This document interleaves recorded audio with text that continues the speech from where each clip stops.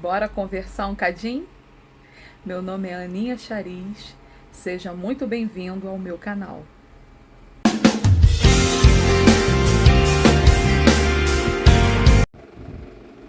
Então chegamos ao final da nossa série e encerrando, eu quero falar sobre Ruth. Ruth, esse nome tão bonito, significa amiga, companheira e algumas vertentes, algo digno de ser visto, visão. Ruth era uma moabita estrangeira, estava na terra de Belém de Judá. Interessante que eu quero lembrar a você que Deus ele sempre pensou na viúva, no órfão e no estrangeiro. E isso está registrado nos livros de Levítico, capítulo 19, verso 9 e 10, capítulo 23 de Levítico, verso 22, e no livro de Deuteronômio 24, verso 19. Deus, pela lei, garantiu a subsistência dessas pessoas dentro da nação. Interessante aqui é que, continuando, no capítulo 4 de Ruth, a partir do versículo 2, você vai ver Boaz na porta da cidade e ele reúne 10 anciãos, homens idôneos que julgavam a causa do povo nos portões. Era assim feito no passado.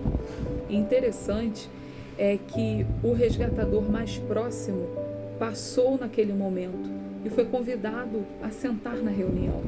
A partir do verso 4, você vai ver Boaz apresentar a terra de Noemi para que esse resgatador a resgatasse. E de pronto ele, eu resgato, eu compro. Só que no verso 5, Boaz, ele conclui dizendo: disse, porém, Boaz, no dia em que tomares a terra da mão de Noemi, também a tomarás da mão de Ruth, a moabita, já viúva, para suscitar o nome do esposo falecido sobre a herança dele. No verso 6, o homem pula fora. Ele diz: eu não posso, porque vai prejudicar a minha herança, os meus negócios. Resgata você. Ai, irmãos, como Deus ele é tremendo, né? E, interessantemente, no verso 6, me acompanha. Então disse o resgatador: para mim não a poderei resgatar, para que não prejudique a minha. Redime tu o que me cumpria resgatar, porque eu não poderei fazê-lo. Este era outrora o costume em Israel, quanto a resgates e permutas. O que queria confirmar qualquer negócio tirava o calçado e o dava ao seu parceiro. Assim se confirmava negócio em Israel. Disse, pois, o resgatador a Boaz: compra-a tu, e tirou o calçado. Muito interessante. Tirar o calçado e dá-lo a outra pessoa simbolizava a transparência no negócio de posse e propriedade. Então, Boaz ele recebe diante daqueles 10 anciãos o sapato daquele homem que estava desistindo de resgatar a terra de Noemi e Ruth e estava passando esse direito para Boaz poder fazê-lo. Interessante que a Bíblia ela mostra que Boaz é um tipo de Cristo. E com a contribuição da minha irmã em Cristo, Anne Maguire, eu vou trazer para você algumas características que a nossa irmã ela destacou. Eu vou deixar aqui na descrição o link da página dela para que você também possa se debruçar sobre as Escrituras. Ela caracteriza assim 7 maneiras pelas quais Boaz é uma figura de Cristo. Primeiro, Boaz era de Belém. Jesus nasceu aonde? Em Belém. Boaz é uma figura de Cristo por causa de seu caráter piedoso e compaixão repleta de graça. Boaz nota Ruth, conversa com ela, pede que ela fique em seu campo com suas servas, trata ela com amor, né? E isso nos lembra que Jesus, lá em João 15, falou o quê? Que nós somos as suas ovelhas, que Ele é a videira verdadeira, que Ele e o Pai são um. Fala de todo o aconchego, do trazer para perto. Que coisa maravilhosa, né?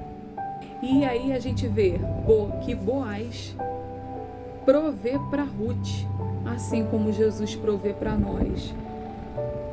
Ou seja, Boaz não convidou Ruth para comer da mesa dele, para beber água, foi tratada com respeito, assim Jesus faz conosco também. E isso naquele tempo, lembra de Jesus?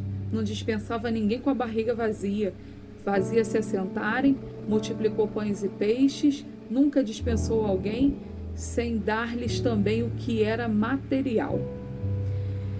Outra forma pela qual Boaz é uma figura de Cristo é que ele era um homem rico e poderoso, e Jesus é o homem mais forte, mais virtuoso e mais poderoso ainda. Boaz também é um cavalheiro. Ele não se impõe a Ruth, ele não invade o espaço dela, assim como Jesus. O que eles fazem? Eles esperam pacientemente que a gente se aproxime dele com confiança.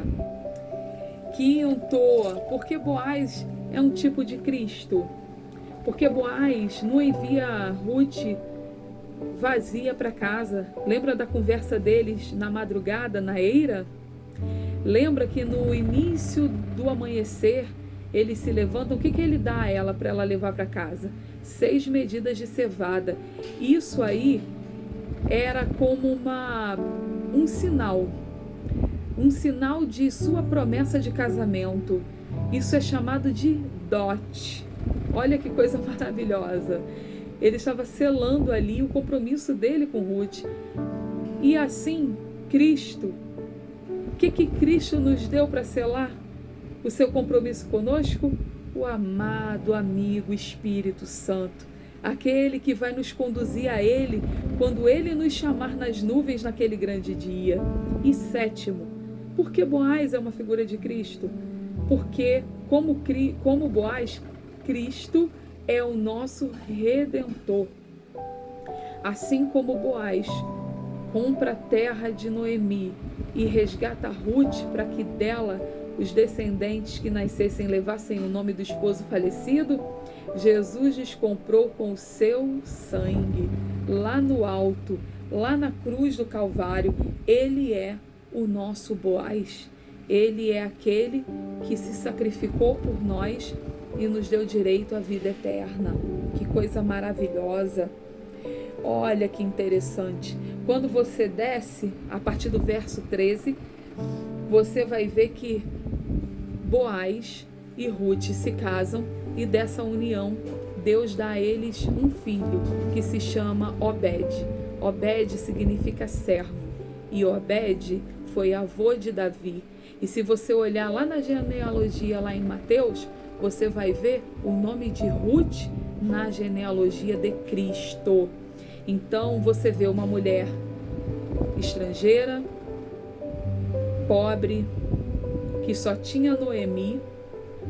Você vê Deus se manifestar nela e mostrar para nós, porque Ruth é um tipo de igreja.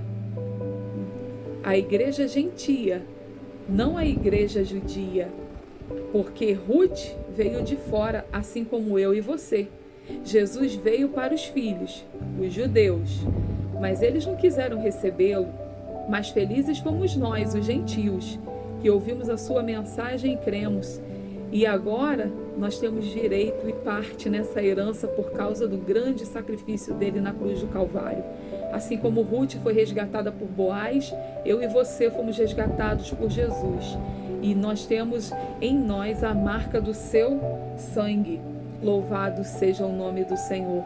E esse filho que nasceu a Ruth foi o consolo de Noemi, para que a amargura de seu coração por ter perdido seus 2 filhos e marido fosse aplainada.